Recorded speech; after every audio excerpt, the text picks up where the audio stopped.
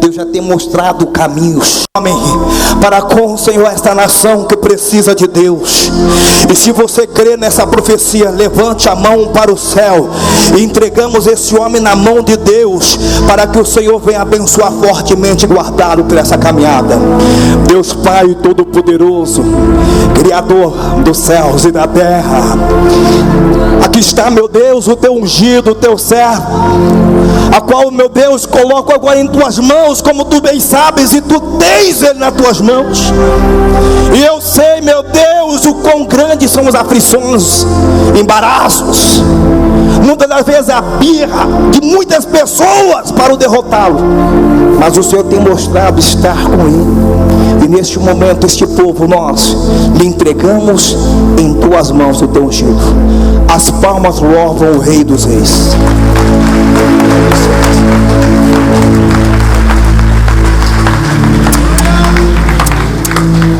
Graças a Deus. Cumprimento os irmãos com a paz do Senhor. Quem está feliz com Jesus hoje? Eu encontro uma pessoa bem bonita do seu lado e dê um sorriso para ela. Ficou difícil? Tem gente que nem para virar o pescoço presta. Se não tiver ninguém bonito aí embaixo, é só olhar aqui para cima, tá bom? Mas não é para mim não, é para o pastor Ronaldo mesmo, né? O pastor Ronaldo está com um terno aqui que nem Salomão, com toda a riqueza dele, teve um terno desse, né? E o sapato, né? Meu Jesus, eu já usei coisa assim. Houve uma época na minha vida. Estou muito feliz de estar aqui em Ferraz Vasconcelos hoje. Feliz em rever amigos, conhecer irmãos e saber que Deus está conosco aqui nesse lugar. Antes de começar a pregar, eu quero aqui cumprimentar a missionária Renata. Quem é? É a moça do vestido vermelho, né? E o esposo é o esposo do cabelo do Espírito Santo, né? Depois vocês perguntam para ele o que é isso, que isso é uma revelação, tá? Presbítero Elimar, é ele. Deus abençoe o senhor. Cumprimentar aqui a Confederação de Pastores e parabenizar a Rádio Turbulência Gospel pelo seu 5º aniversário. Sucesso a todos vocês que fazem parte dessa família. Alguém trouxe Bíblia? Abre comigo, por gentileza, no livro do Gênesis.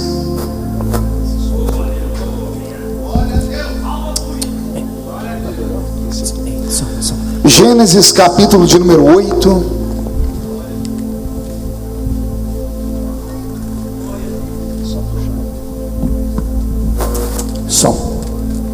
Gênesis capítulo de número 8 e o versículo de número 6.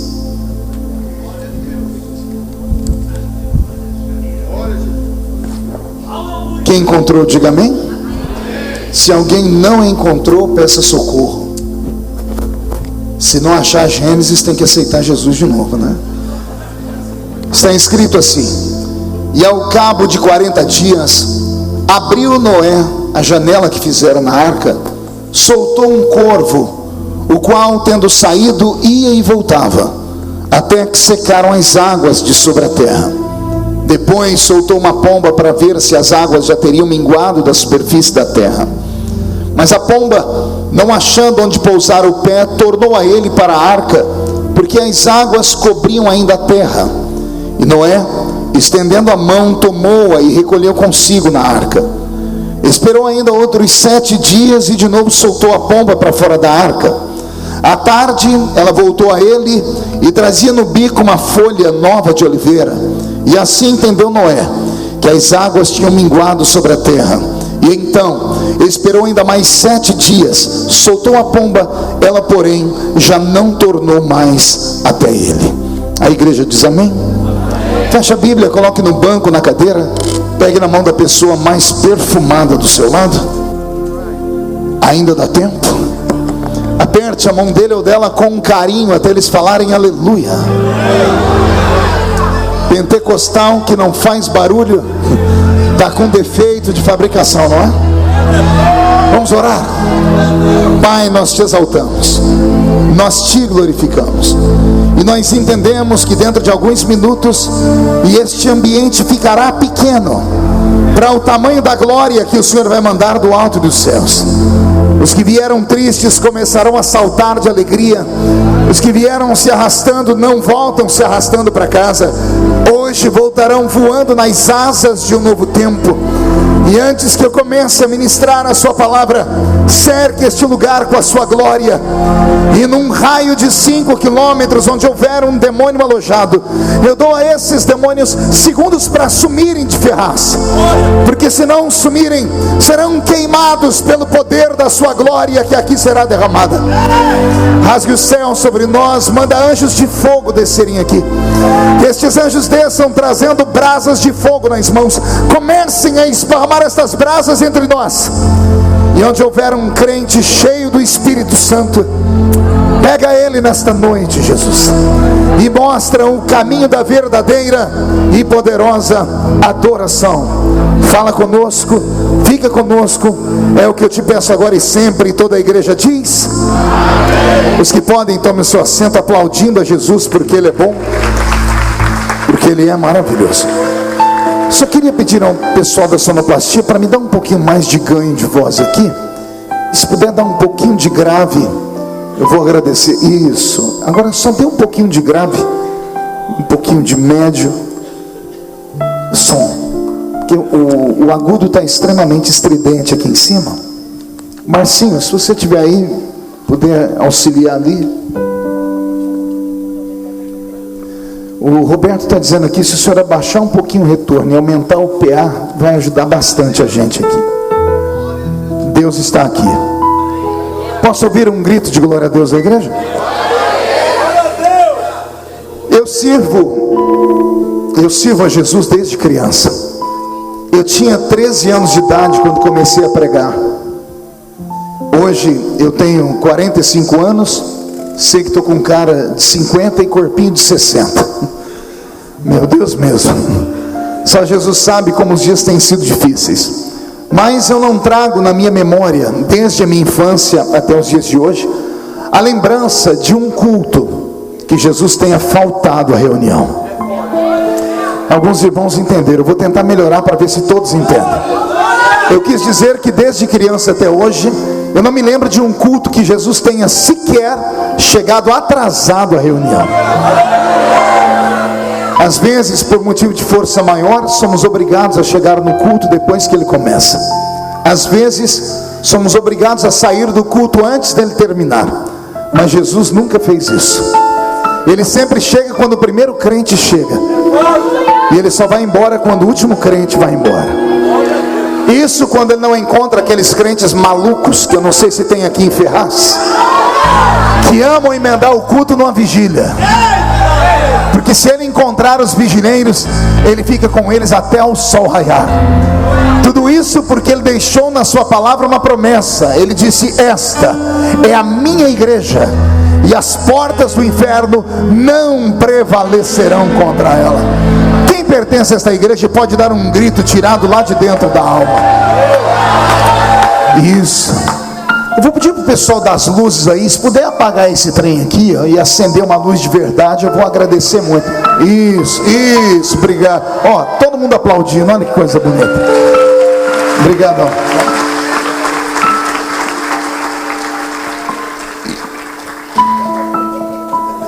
Eu vou ter que aí dar um cascudo na cabeça dele. Você é casado, meu filho? É casado? Oh, Deus de milagre, viu? Pois bem, vamos lá. Eu pedi a Deus uma palavra para hoje, e a palavra que o Senhor me deu é uma palavra simples, mas é uma palavra carregada de revelação. Eu li um texto tão antigo quanto antiga é a Bíblia, lá no capítulo 8 do livro do Gênesis. Li sobre a velha e sempre contada história da Arca de Noé. E a Arca de Noé nessa noite vai nos dar aqui alguns ensinamentos profundos. A Bíblia Sagrada parece ser a Bíblia das arcas. Existem pelo menos 3 arcas na Bíblia Sagrada que daria aqui para nós uma avenida de tempo para pregar. Temos a Arca de Noé, temos a arca onde foi colocado o menino Moisés, que nós chamamos de cesto, mas que no original é usada a mesma palavra para arca, e temos a arca da aliança, que é a arca do concerto. Essas três arcas, esses três baús, tinham a mesma finalidade. A finalidade deles era salvaguardar algo precioso, era proteger da destruição, da morte e dos olhos dos inimigos aquilo que estava guardado dentro da arca. Na arca de Noé nós não temos apenas os animais colocados ali. Maior do que os animais são os seres humanos que estão dentro da arca, porque os seres humanos na arca são imagem e semelhança de Deus. Aquela arca foi criada para salvaguardar então a raça humana da destruição do dilúvio. Na arca de Moisés nós temos salvaguardado a história do maior legislador que o mundo conhecera. Não sei se vocês sabiam disso. Moisés não era só um profeta, Moisés não era só um pastor de Israel, Moisés era um legislador, era um criador de leis. É ele que constrói a Constituição Federal da nação de Israel. É ele quem traz para a nação de Israel as 613 leis que estão no livro de Levítico, e mais o decálogo, os 10 mandamentos escritos pela mão do próprio Deus.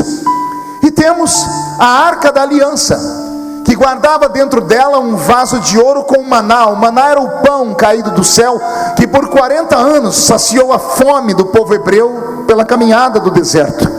Também estava dentro da arca as tábuas da lei escritas pela mão de Deus, e a vara de Arão que havia florescido no meio do deserto. Então esses três utensílios chamados de arca, que estão na nossa Bíblia, têm a mesma finalidade: guardar algo extremamente importante. Eu quero que você nesse momento olhe ao seu redor todo e perceba que nós estamos entre 4 paredes. E essas 4 paredes hoje têm um outro nome. Eu não sei se aqui durante a semana é chamado de casa de espetáculos, de show, de agremiação. Hoje esse lugar é chamado de igreja. Vou falar de novo. Hoje esse lugar é chamado de igreja. Fazer cultos em ambientes como esse não é nada fácil, porque só Deus sabe os outros tipos de festa que tiveram aqui, pelos cantos e banheiros desse lugar, as orgias feitas. Só Deus sabe como demônios se apossam de ambientes, porque quem conhece o mundo espiritual, entende de batalha espiritual, sabe que demônios trabalham com ponto de contato.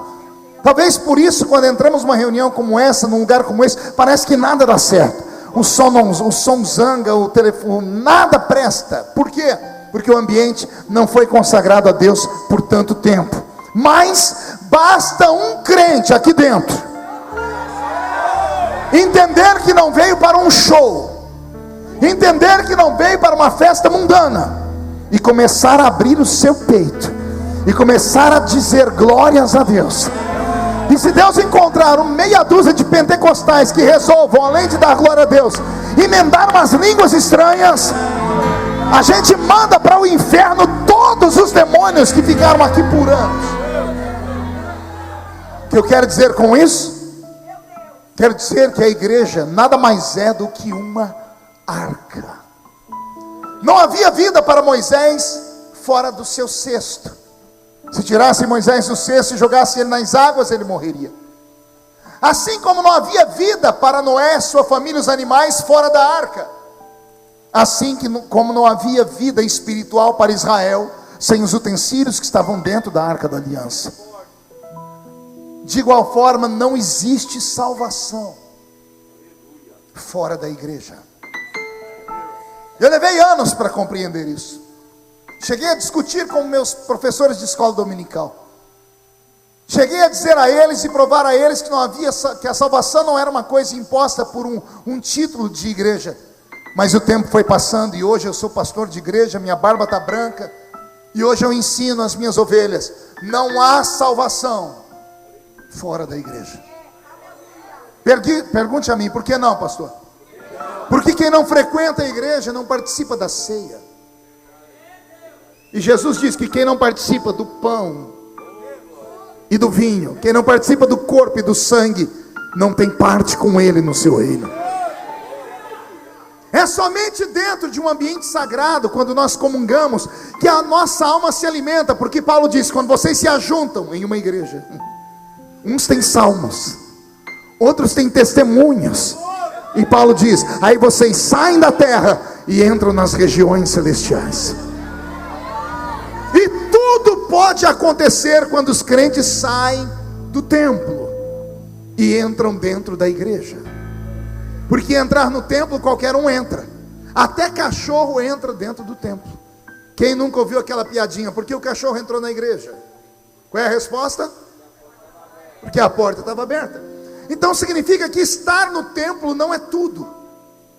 Entrar no templo qualquer um entra, até demônios entram. Demônios andam cultuando conosco. De vez em quando um deles fica irritado e se manifesta. E os que não se manifestam participam da reunião conosco. Ou seja, entrar no templo qualquer um entra, mas o culto verdadeiro não é na terra. Paulo está dizendo: quando começam os louvores, quando começam os testemunhos, vocês entram nas regiões celestiais. E são nas regiões celestiais que a glória de Deus se manifesta. E é aqui que nós temos que entrar. Então, por favor, diga ao seu irmão para tomar cuidado, porque não basta estar aqui. Há uma outra dimensão, há um outro plano que pode se misturar conosco. Portanto, não há salvação fora da igreja. Então preste atenção no que eu vou dizer. Eu queria fazer um convite para vocês.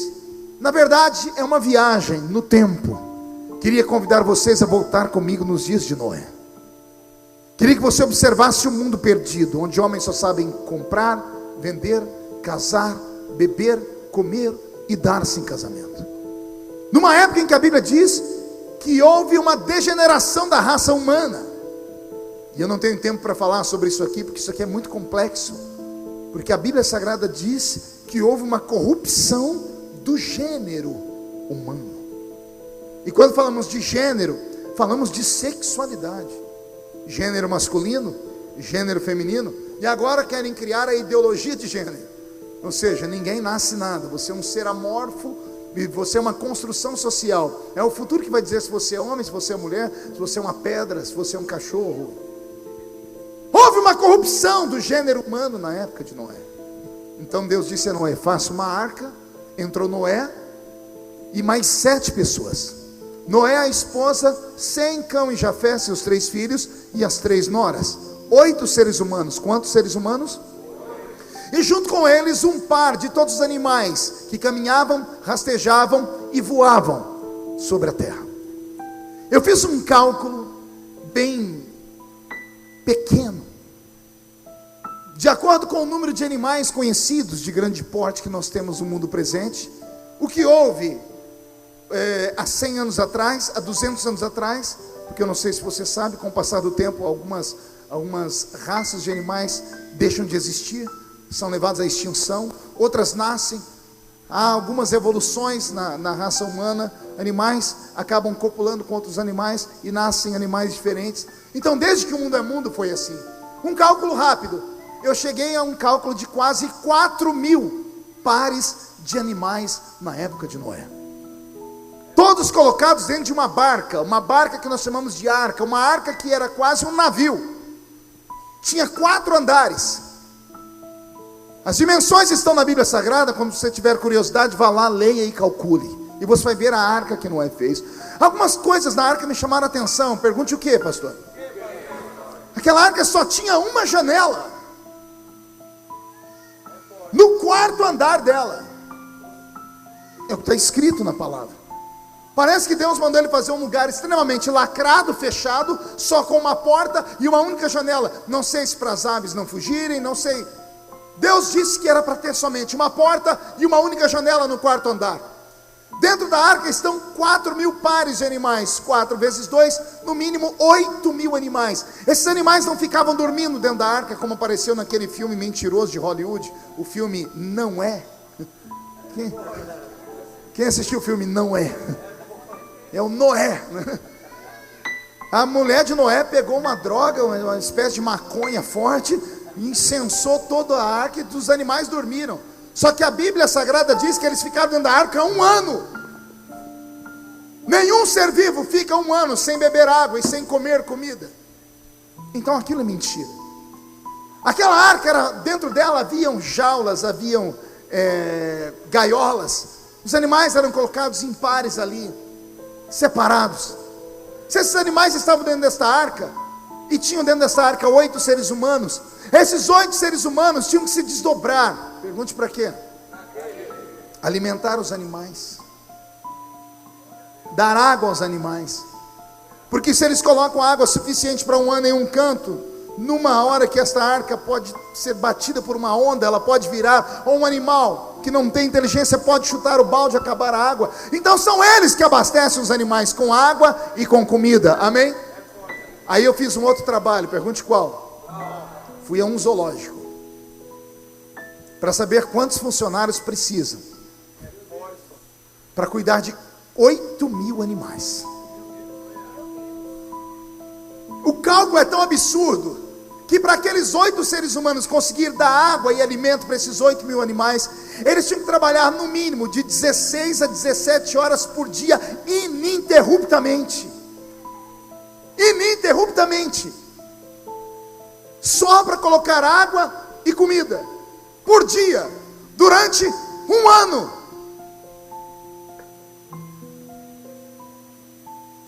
Só que tem coisa pior, pergunte o quê? Se animal come e bebe,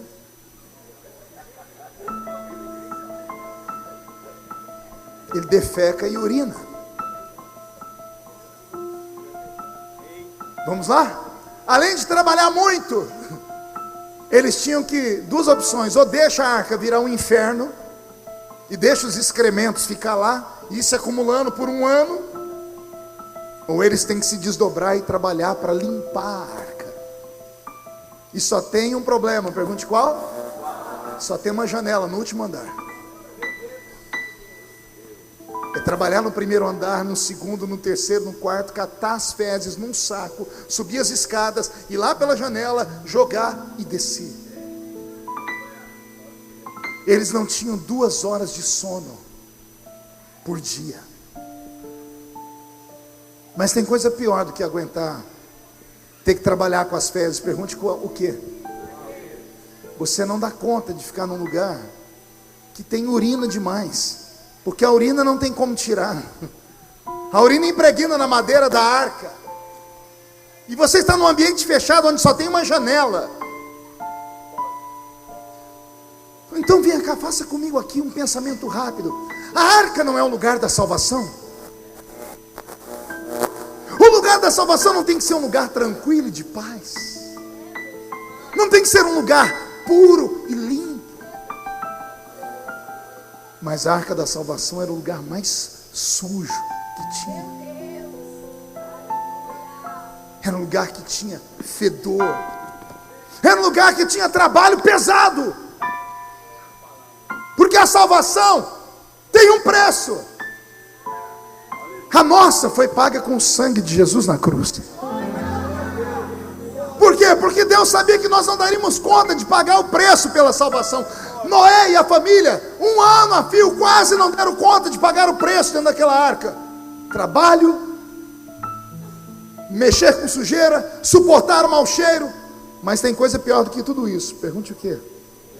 Você ficar 1 ano trancado no mesmo lugar que está a sua sogra. Você não entendeu. Imagina você ficar no mesmo lugar que a sua sogra o ano inteiro. Não tem como fugir da velha. Não, minto, tem como fugir sim. Pergunte para onde. Escolhe uma jaula. Vá lá, sente, fique lá com a girafa. Fique lá com o boi, com o macaco. Ou com a parente da sogra, a jararaca. Fica lá. Mas tem coisa pior do que suportar a sogra o ano inteiro. Pergunte o quê? Aguentar a cunhada. Aguentar o cunhado. Aquele que fica pedindo roupa emprestada e quando devolve tudo manchado, rasgado. Chega de bicão na hora da... Você sabe do que eu estou falando. Aguentar a família num ambiente fechado. Vocês não vê o Big Brother? Eles não dão conta de ficar 3 meses enjaulados juntos. Começa todo mundo numa boa. Dá 15 dias, você quer distância. A pessoa prefere conversar com a parede do que com o ser humano. Imagine ficar trancado dentro da arca 1 ano a fio, com todas as coisas que eu falei. Imaginou? Se você vivesse naqueles dias, você gostaria de estar dentro ou fora da arca? E diz aí, você tem só 2 opções: dentro ou fora. Não ouvi? Mesmo sendo tão difícil? Então por que você não suporta às vezes ficar na igreja?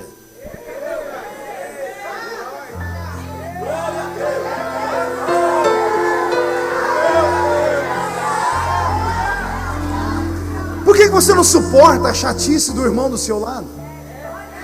Por que você não suporta saber que o líder, a líder, aquela pessoa que pregava e cantava, escorregou e tombou? Por que você não tem condições de estender a mão para levantar ela? Você esqueceu de onde você veio? Você esqueceu qual é a sua estrutura? Será porventura que Jesus te salvou porque você é um super-homem? Ou porque a senhora é uma mulher maravilha? Será que ninguém nunca vai errar na vida? Por que usamos a nossa língua às vezes como uma... que tem língua que é maior que a minha gravata, para matar as pessoas? As pessoas não entendem que igreja não é um lugar de se julgar pecadores. A igreja é uma arca. O Senhor não escolheu você porque você é bonito. O Senhor não escolheu você porque você é perfeito. Foi exatamente pelo contrário. Igreja não é um ajuntamento de santos como pregam os nossos antigos pais. Não, igreja é igual a curva de rio. Tudo que não presta para aqui dentro. Você está achando que eu estou mentindo? Olha para a pessoa do seu lado esquerdo e do seu lado direito. Dá uma olhadinha nela assim. Ah, se você tivesse o dom da revelação. Ah, se você tivesse a visão de raio-x, para saber quem é essa criatura que está aí do seu lado agora, bonita, enfeitada, com essa roupa de crente, essa roupa de ver Deus. Se você soubesse o que essa criatura apronta durante o dia, o que ela faz da calada da noite nos Facebooks da vida, nos WhatsApps da vida. Se você soubesse o que essas pessoas são de verdade, você estaria agora segurando a sua bolsa com as 2 mãos, senhora. Você teria mudado de lugar. Por quê, pastor? Porque quando a Bíblia nos chama de santos, ela não está dizendo que somos perfeitos. Santo significa separados. Fomos separados do mundo. Por quê, pastor? Porque nós merecemos? É claro que não. Somos salvos pela misericórdia. Somos salvos pelo quê? Repete essa palavra de novo. Pergunte para o seu irmão: você sabe o que é misericórdia? Pastor João, vem cá, por favor. Fique aqui na minha frente olhando para mim. Tudo que eu vou dizer é metafórico, tá? A palavra misericórdia são 2 palavras no latim unidas em uma só. A palavra misericórdia é a junção da palavra miseris e córdia. Miseris vem de miséria. E o que é miséria? Miseris no latim, coisa podre, suja, defeituosa, mal cheirosa, desgraçada, destruída, caída. Isso é miseris. E córdia? Córdia é coração. Olha que coisa linda. Misericórdia. O que é misericórdia?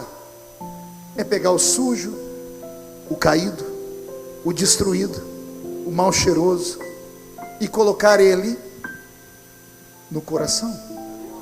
Pergunte: de que forma, pastor? Assim.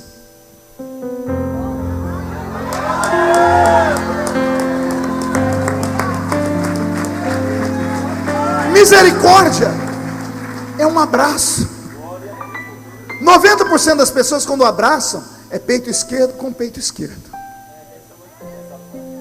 coração. Então isso é misericórdia. Fomos salvos assim. Ele nos viu caído, sujo, miserável, e Ele guardou a gente dentro do coração dele. Obrigado. Isso é a salvação.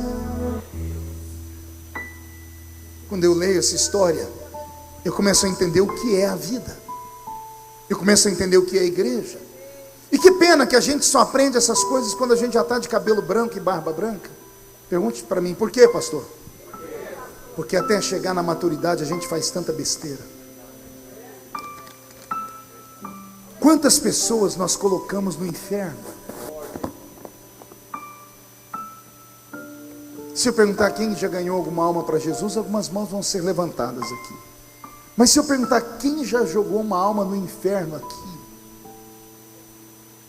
eu acho que só eu terei coragem de levantar a mão. O pastor também não. Você sabe o que é jogar uma alma no inferno? E se tornar uma pessoa como eu me tornei? Conhecido no mundo inteiro. Levei milhões de pessoas aos pés da cruz. Milhões. Não foram milhares, foram milhões. Eu tenho 30 milhões de DVDs esparramados em 3 idiomas pelo mundo.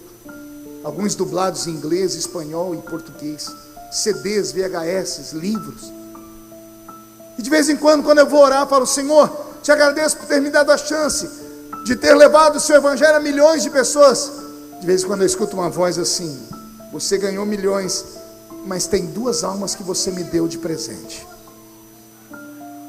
E o meu semblante descai na hora. É uma dor que não tem cura. Eu era líder de juventude recém-assumido, e a minha igreja tinha 2 meninas que eram só Jesus na causa. As 2 meninas iam para a balada todo sábado à noite. Só que não era na nossa cidade, que era pequena, elas iam para outra cidade. Todo mundo sabia, mas ninguém tinha provas. E detalhe, pense em 2 meninas que nunca perdiam escola dominical. No sábado à noite, uma dizia que ia dormir na casa da outra. As mães não tinham telefone, acreditavam. As 2 saíam, iam para a rodoviária, pegavam um ônibus e iam para uma cidade perto. Dançavam a noite inteira. Pegavam o ônibus, ao invés de ir para casa domingo de manhã, iam direto para a porta da igreja. A gente chegava às 7 horas da manhã, domingo, na porta da igreja, estavam as 2 sentadas lá. E todo mundo sabia que as meninas levavam a vida dupla, mas não tinha provas, o pastor não podia fazer nada.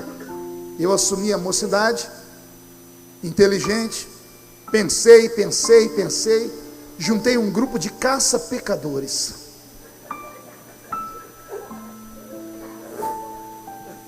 Crentes perfeitos, prontos para apontar o dedo para qualquer um.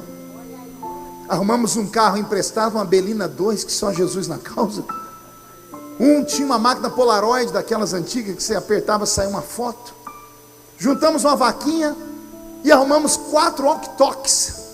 As meninas moravam a distância de 200 metros uma da outra, então um walkie-talkie funcionava a cada 50 metros. E a gente botava um a cada 50 metros e falando: como é que está aí? Não saiu daqui ainda não. E aí? Também não saiu daqui ainda não. Saíram de casa. Onde estão? Estão indo para a rodoviária, vamos junto. Entraram no ônibus, a gente entrou no carro. Seguimos até Franca, uma cidade próxima à minha. Elas desceram da rodoviária e o baile ficava a 100 metros da rodoviária.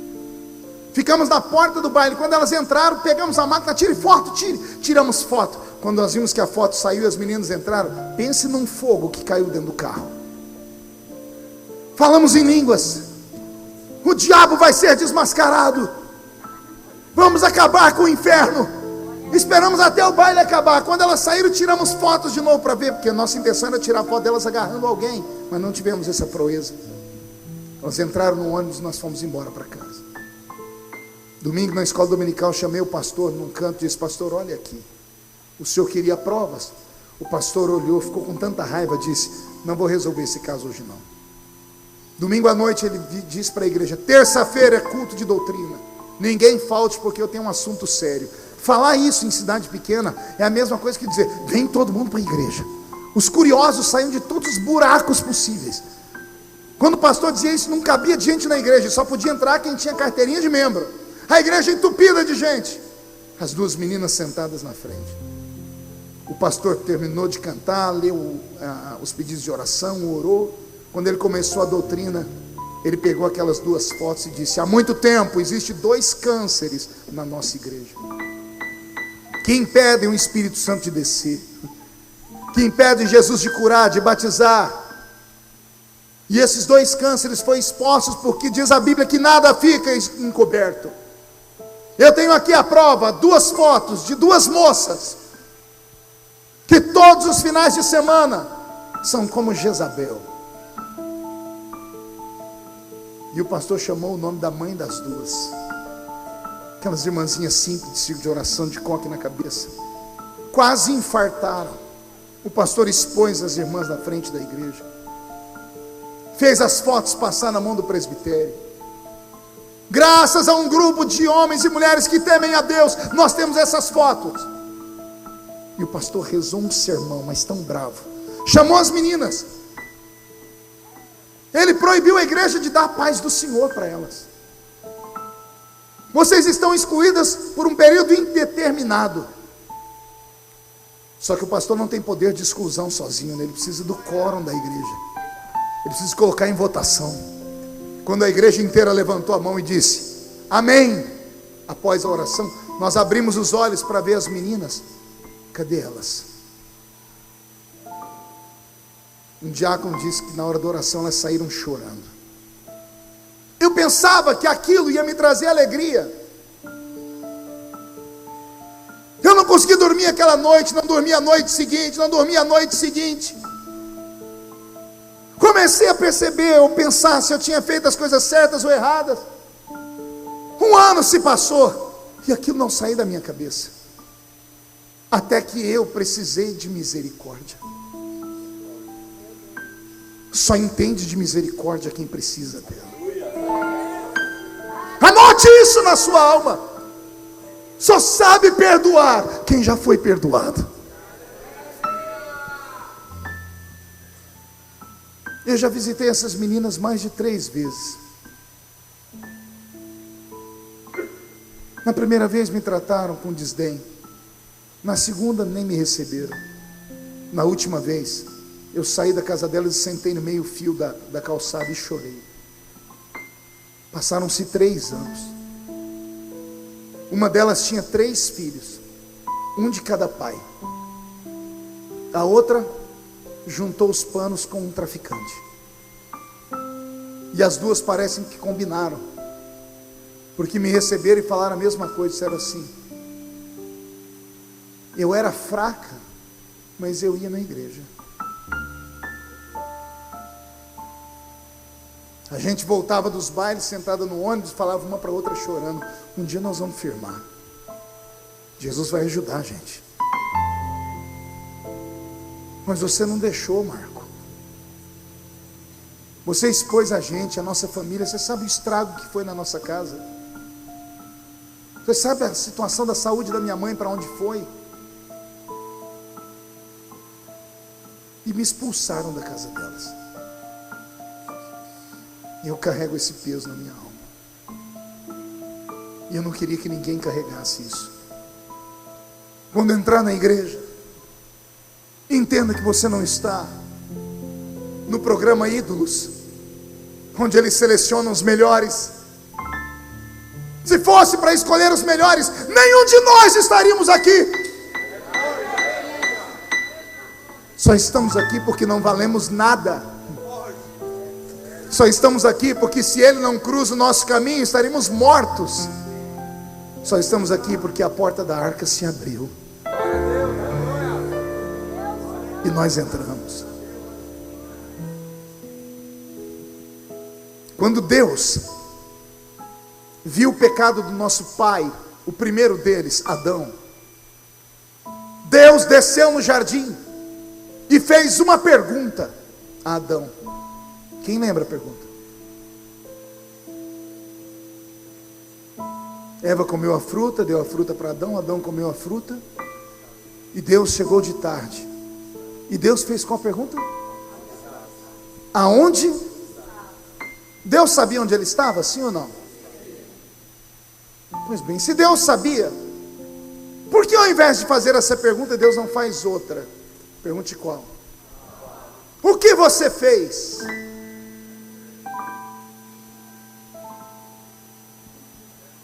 Adão, o que você fez? Não, Deus não pergunta isso. Deus pergunta aonde você está. Será que não tem uma mensagem de Deus para nós aí?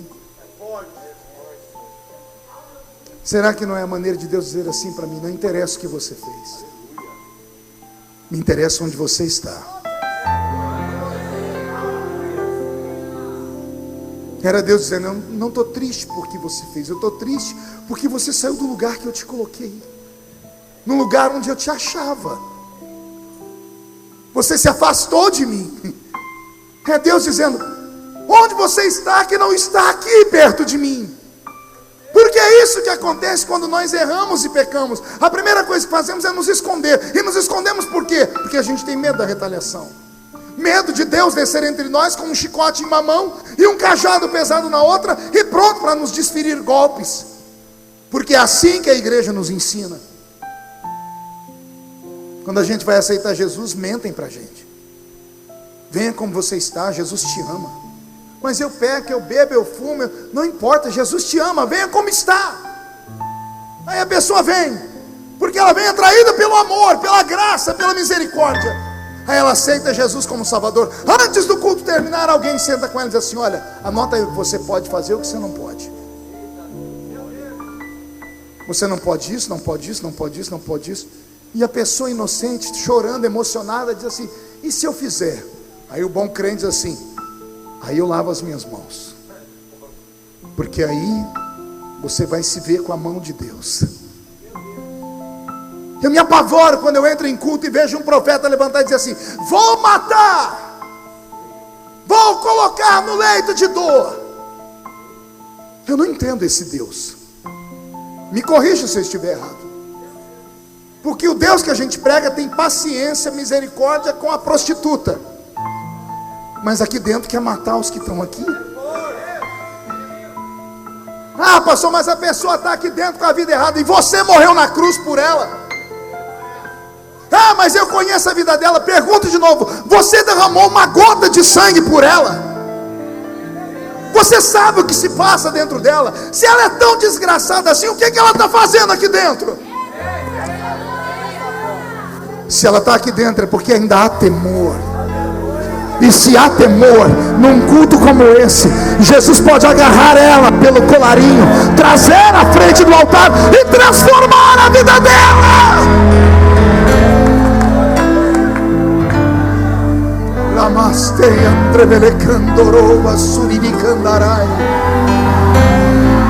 Deus está aqui.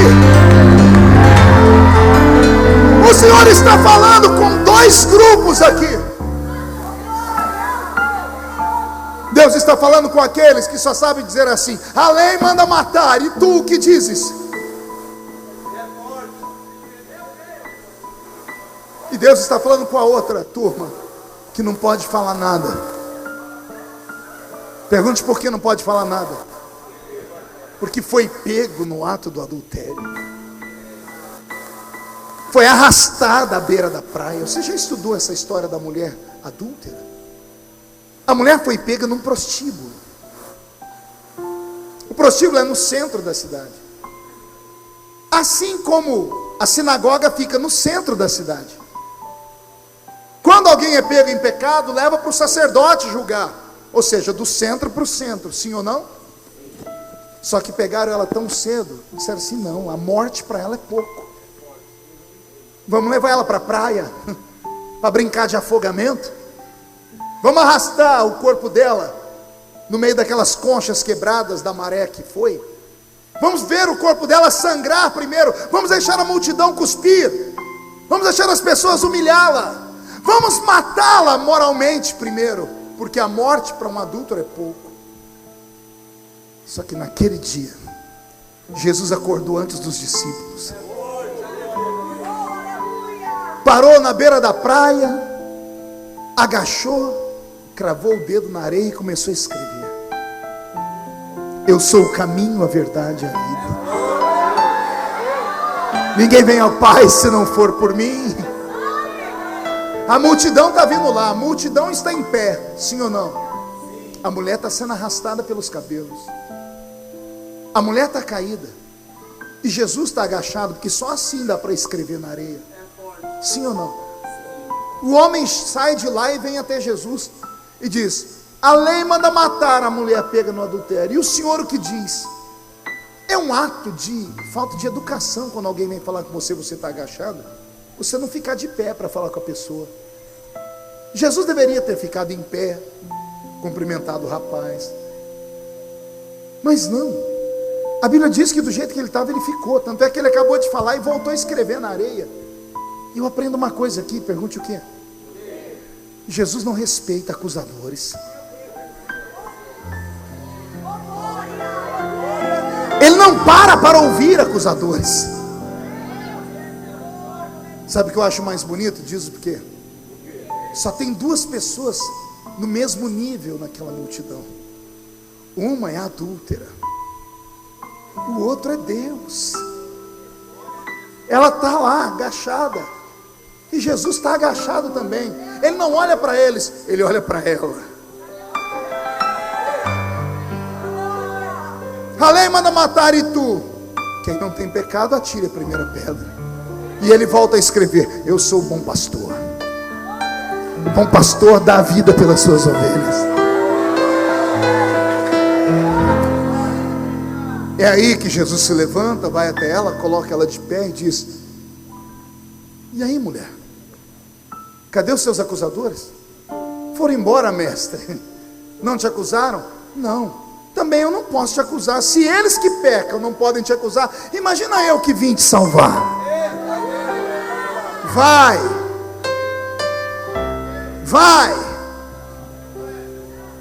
se membra numa igreja, vai e paga o dízimo,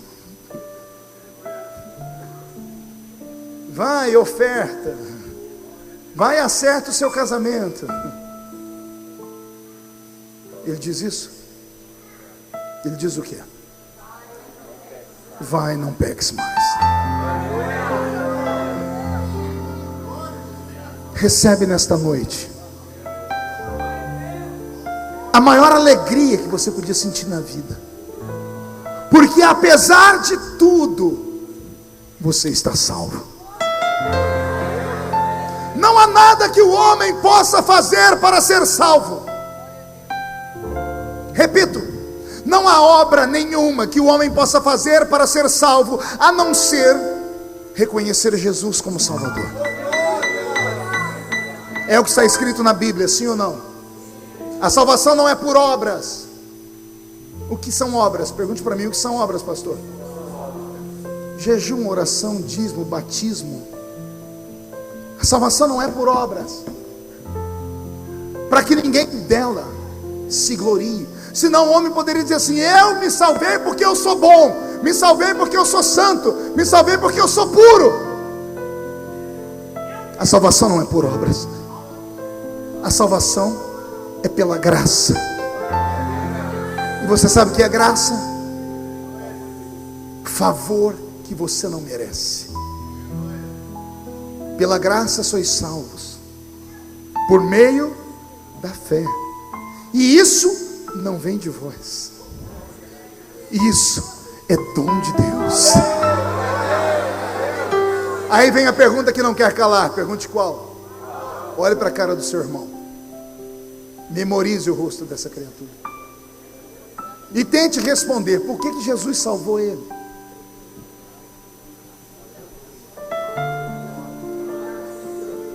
Alguém tem resposta?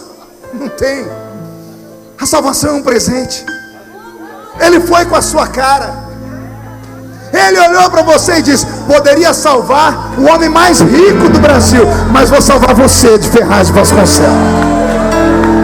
Poderia salvar as pessoas mais importantes, mas vou salvar você que não valia nada. Deus tem uma grande fábrica de reciclagem, onde o homem entra em forma de lixo e sai em forma de luxo, transformado pelo poder, pela glória, pelo sangue, pela alegria.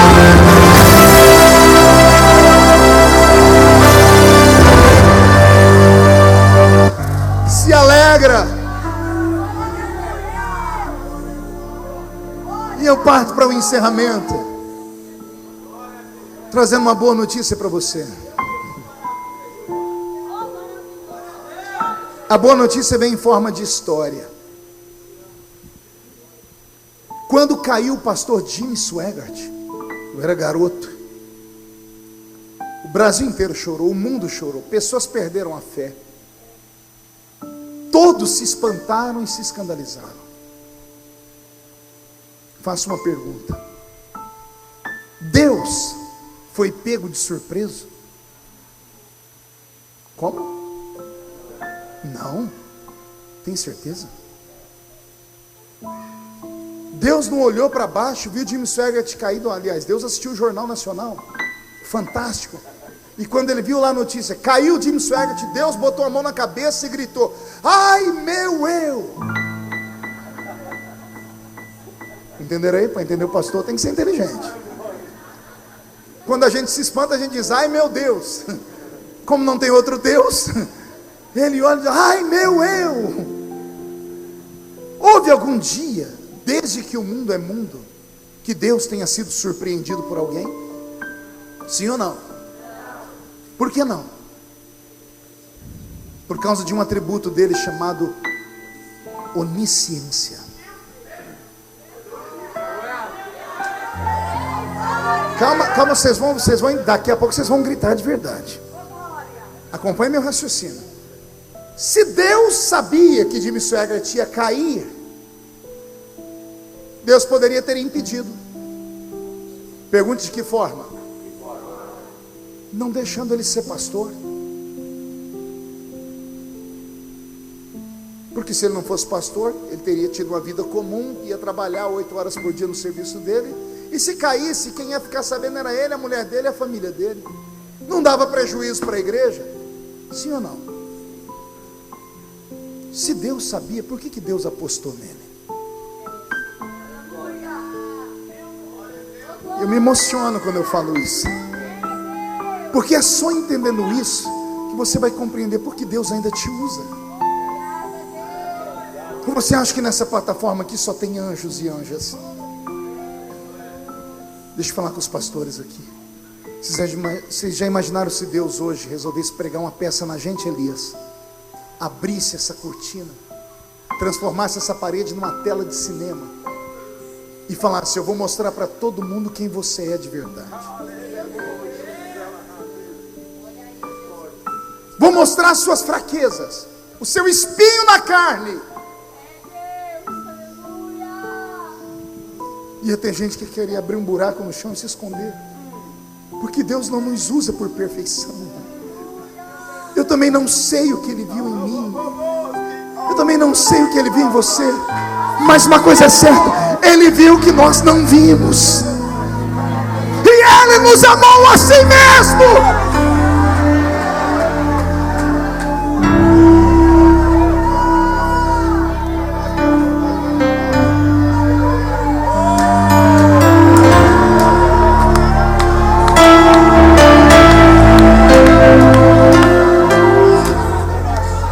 Deixa eu citar a Bíblia. 2 Coríntios 12, pastor Roberto Marinho. Paulo resolveu confessar a Deus: miserável homem que eu sou, quem me livrará do corpo dessa morte? O bem que eu quero fazer não faço, o mal que eu não quero faço todo dia. Foi-me dado um espinho na carne, é um mensageiro do diabo que me esbofeteia e me joga no chão. O apóstolo Paulo ensinou uma coisa que ele não deu conta de viver. Pergunte o quê? Confessai suas fraquezas uns aos outros. Já tinha pastores na época de Paulo, ou não? Por que Paulo não chama Pedro e fala: Pedro, vem cá, eu preciso confessar para você aqui. O que, Paulo? Eu tenho uma fraqueza, um espinho. Aonde, Paulo? Na carne. Ah, espinho na carne, você está entendendo que é uma metáfora. O que é um espinho? É aquilo que incomoda e provoca dor.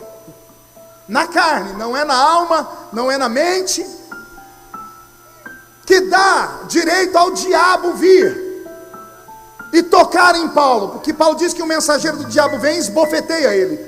Esbofetear é o ato mais humilhante que existe para um judeu. Por isso Jesus disse: se alguém te bater no rosto, que todo judeu que apanhava no rosto partia para defesa e matava a pessoa. Jesus disse: se te humilharem de cá, dá o outro lado também. O mensageiro vem, te bate, te joga no chão. Joga onde? É ele que ajoelha? Ele é jogado. Então alguém que é jogado, alguém que caiu. Eu não estou falando do irmão que você conhece. Eu estou falando do escritor da Bíblia, do Novo Testamento quase todo. Por que ele não foi falar com Pedro? Pedro, eu tenho um espinho na carne aqui. Pergunte para mim, por que não, pastor? Pedro ia dizer assim: Paulo, vem cá, Paulo. Baixa a cabeça. Irmão Paulo, a igreja te ama, nós vamos orar para Deus te dar força para matar esse espinho, para sua carne ser sarada. Mas só tem um jeito de sarar, viu, irmão Paulo? O irmão vai ter que ficar disciplinado, excluído, até que a igreja se reúne em oração. E tudo que o irmão escreveu vai perder a validade até hoje, porque o irmão parou de ser referência. Eu te amo muito, mas não é assim que faz com a gente quando a gente erra. Senta aí, querido, obrigado. Teve um pastor nosso, um grande pregador, que surgiu nesses últimos anos lá nos Gideões, que esse ano sofreu alguns ataques. O que eu recebi de WhatsApp, não pedidos de oração por ele, não é assim, ó, pastor, ore pelo irmão, vamos fazer uma corrente de oração, não. Primeiro manda a prova do crime. Pastor, olha aí, vamos orar por ele. Você acha mesmo que a intenção de quem me mandou era para orar por ele? Era para desgraçar a vida da pessoa, era para esparramar a miséria dela.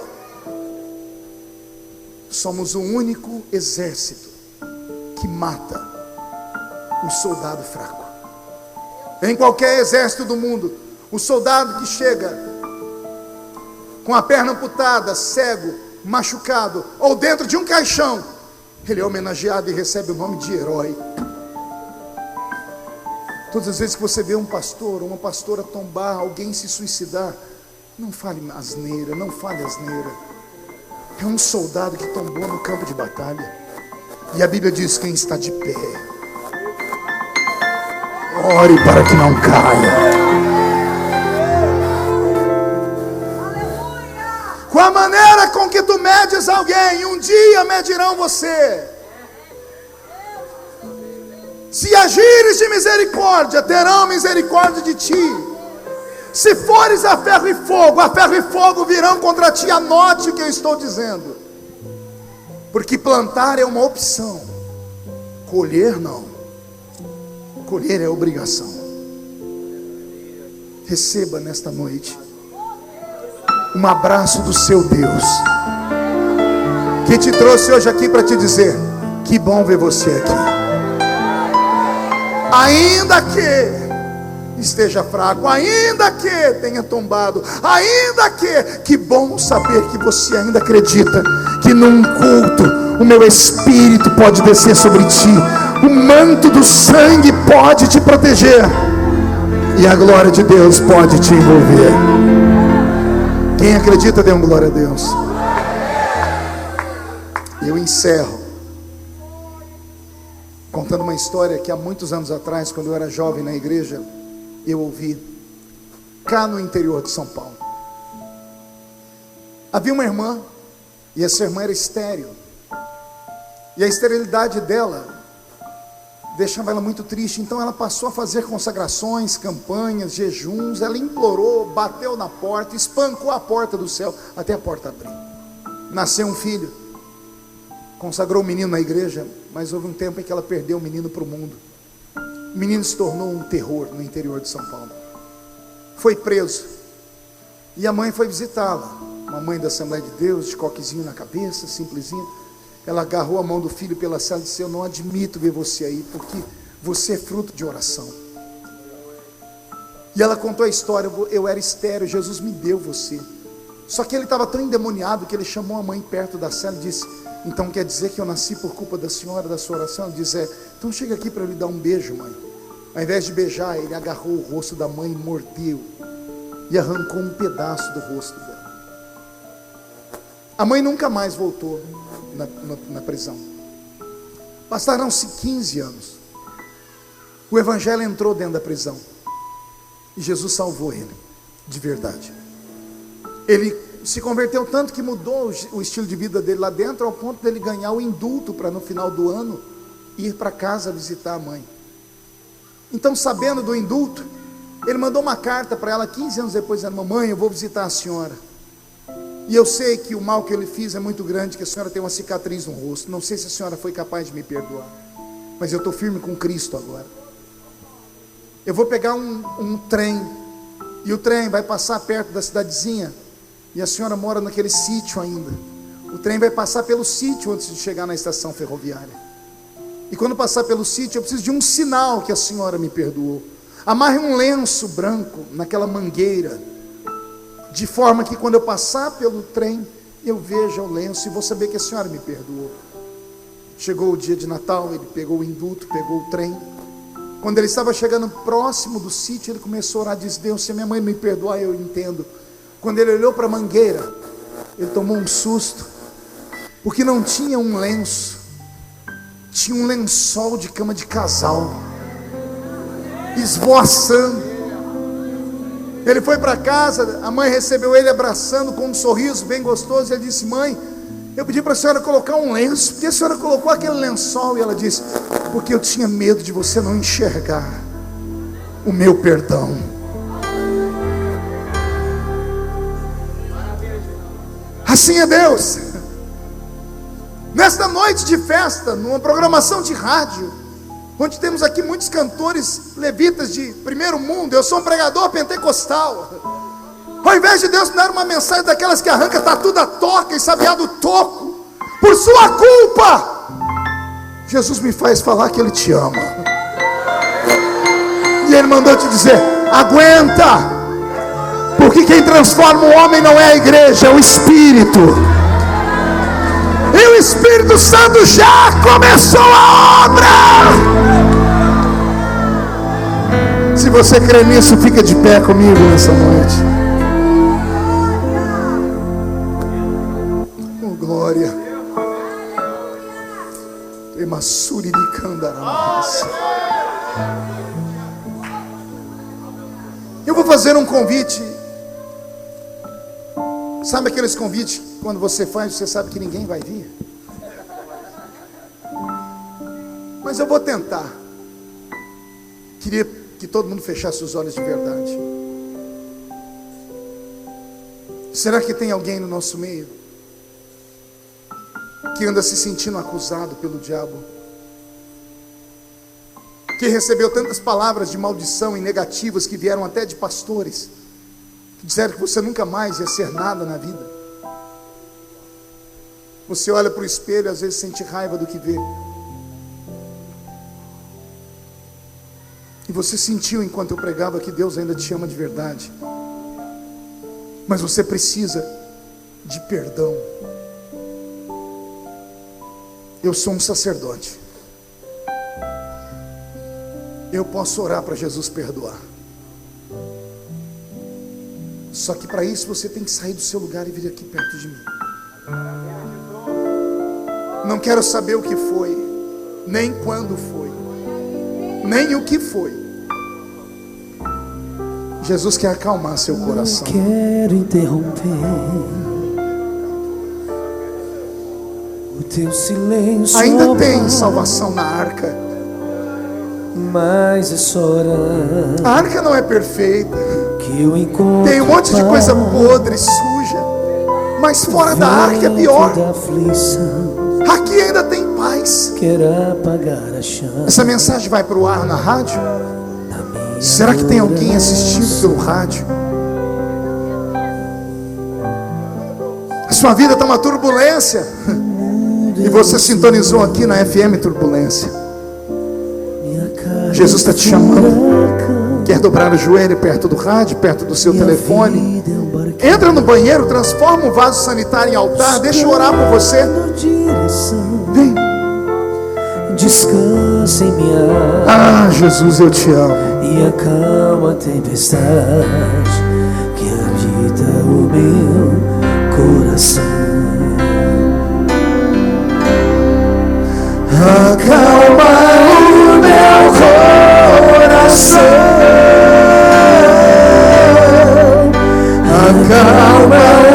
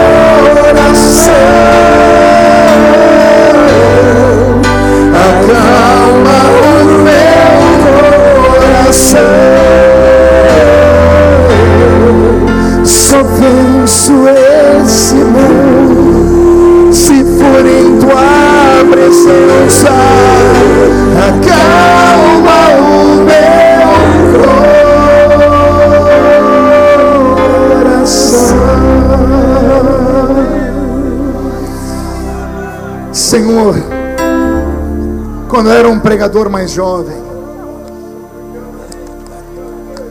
Eu não gostava de cultos silenciosos.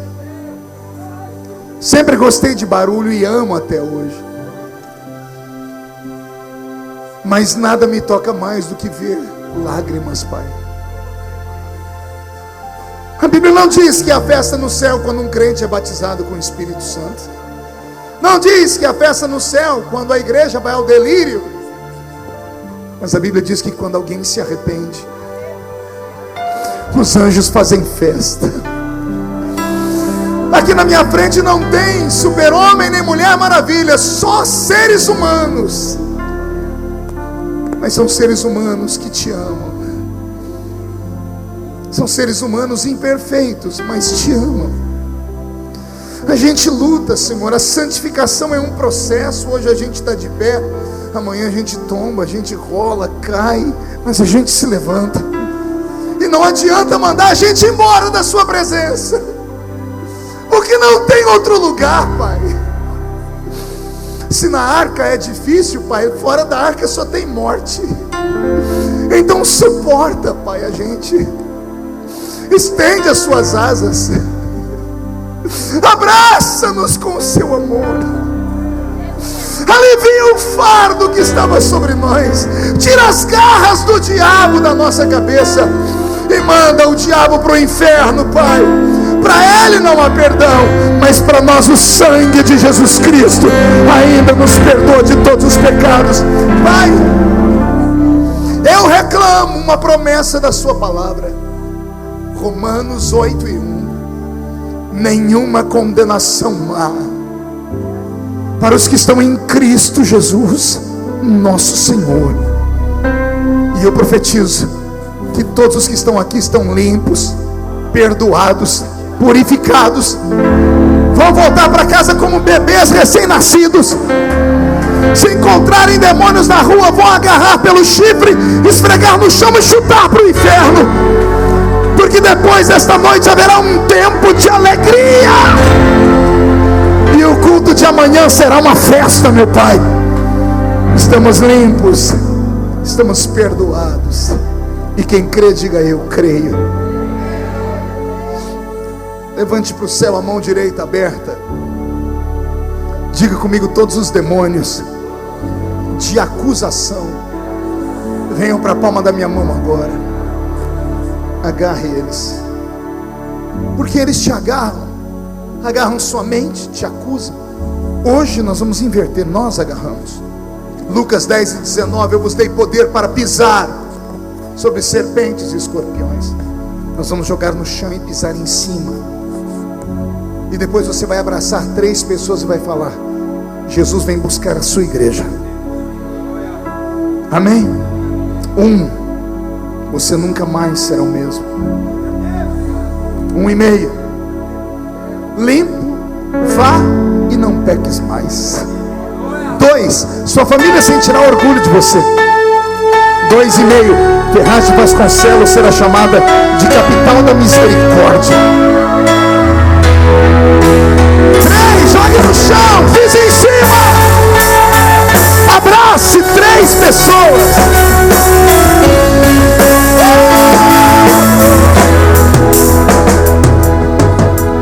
Tu és a minha luz, a minha salvação, e a ti me renderei.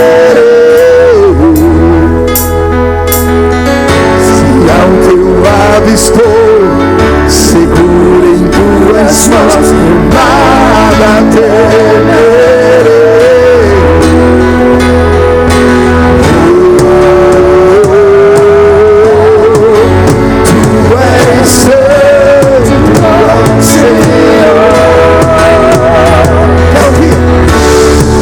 Fala, igreja.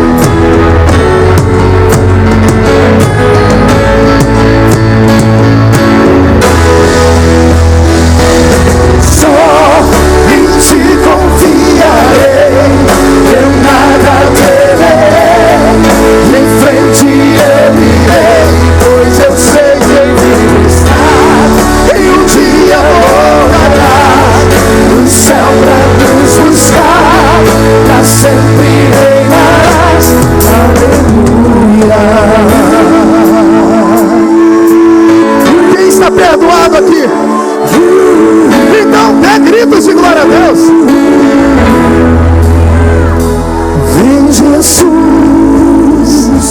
vem Jesus,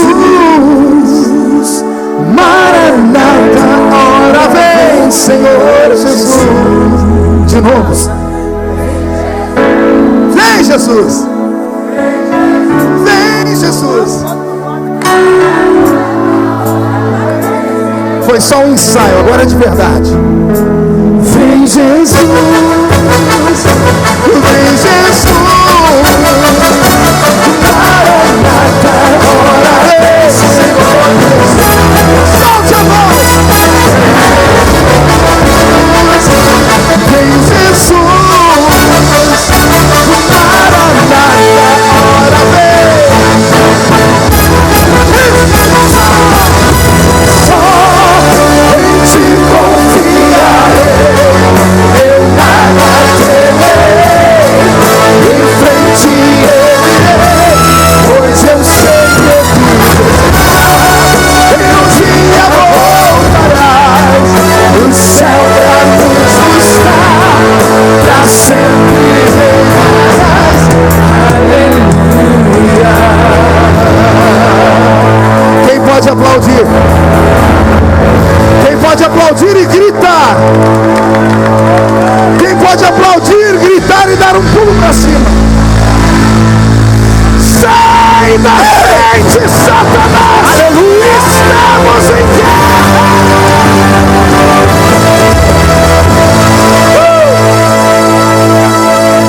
Amém!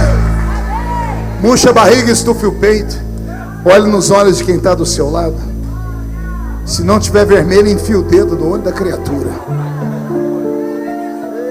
Diga para ele: é de glória em glória, é cada dia, cada dia.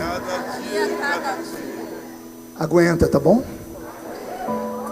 Se cair, levanta, sacode a poeira, dá a volta por cima, até Jesus voltar. Amém? Valeu a pena?